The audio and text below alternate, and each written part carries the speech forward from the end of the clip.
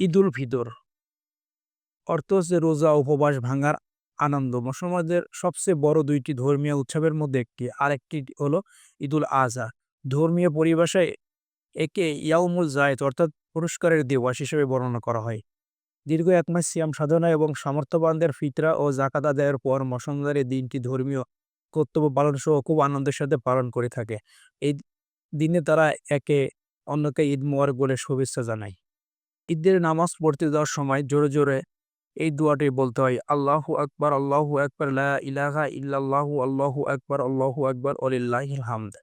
মুসলিমরা ঈদুল ফিতরের দিনটি বেশ কিছু আনুষ্ঠানিকতা পালন করে থাকে। ঈদের দিন রোজা রাখা নিষিদ্ধ।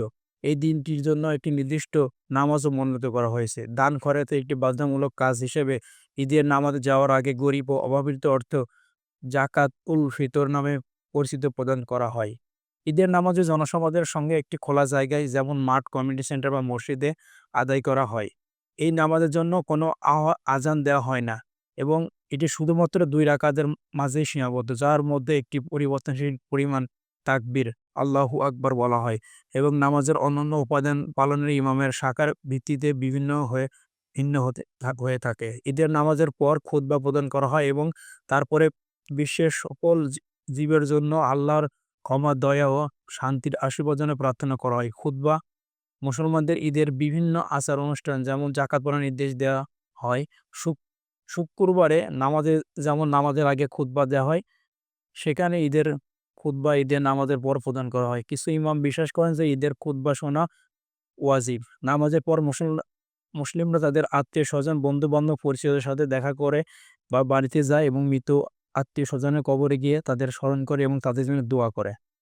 মুসলমানদের বিধান অনুযায়ী ঈদের নামাজ আদায় করতে যাওয়ার আগে একটি খেজুর কিংবা খোরমা অথবা মিষ্টান্ন খেয়ে রওনা হওয়া সওয়াবের কাজ। ঈদুল ফিতরের ব্যাপারে ইসলামী নির্দেশনার মধ্যে রয়েছে গোসল করা, মেকআপ করা, আতর ছোঁয়া লাগানো, এক রাস্তা দিয়ে ঈদের মাঠে গমন, নামাজ শেষে ভিন্ন রাস্তা দিয়ে প্রবর্তন।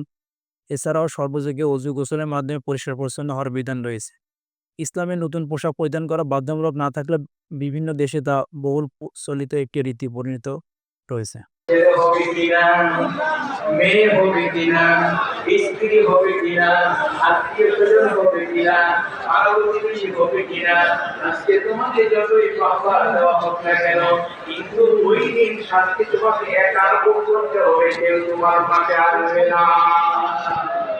কেন তোমার করবে এটার জন্য তোমার ছেলেও হবে না, কেউ হবে না, তুমি একাই শাস্তিটা ভোগ করবে। এই জন্য আজকের এই ময়দান থেকে সিদ্ধান্ত নিয়ে বাড়িতে যাও, সিদ্ধান্ত নিয়ে বাড়িতে যাও। আমি যখন এই দুনিয়া থেকে এই শাস্তি আমাকে ভোগ করতে হবে। আমার জীবনে আমি অন্যায় করবো না, অপরাধ করবো না, অপরাধ করবো না, কারো মহানষ্ট করবো না। তোমার তওবা, তোমার জীবনের চোখের পানি, তোমার জীবনের আমল, তোমার জীবনের সাধনা, তোমার এই সবগুলি তোমার জীবনের জন্য থাকবে।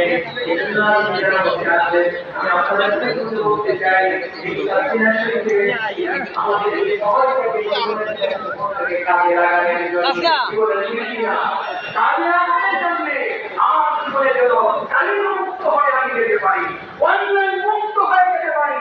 আমার জীবনে একটা মিথ্যা কথা বলবো না, আমার জীবনে তার দিকে চোখ রাখিয়ে তাকাবো না। আমার চাহিদায়, যুগের বাস্তবতায়, যুগের আলোকে সারা বাংলাদেশে আজকে যতগুলি বিষয় আপনাদেরকে বলতে চাই, বর্তমান প্রেক্ষাপটে যতগুলি সমস্যা আর জর্জরিত হয়ে আছে মানুষ, একটাই সে আমল করে, কারণ আমল ছেড়ে দেওয়ার কারণে আজকে তাদের অবস্থানটা তৈরি হচ্ছে। কি বলেন, ঠিক না বেশি? আমরা অন্য কিছু হোক আর না হোক,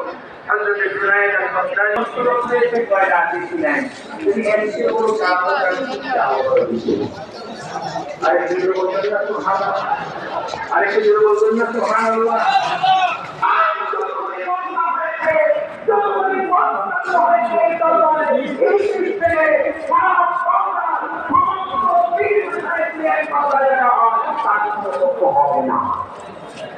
কি বিশ্বাস হয় আপনাদের? কি বিশ্বাস হয়? এইটা কাউকে পরোয়া করে কোনো কথা বলে না। এটা আমার সত্য হোক বিভক্ত হোক যাই হোক না কেন, এটাই আমাদের কথা।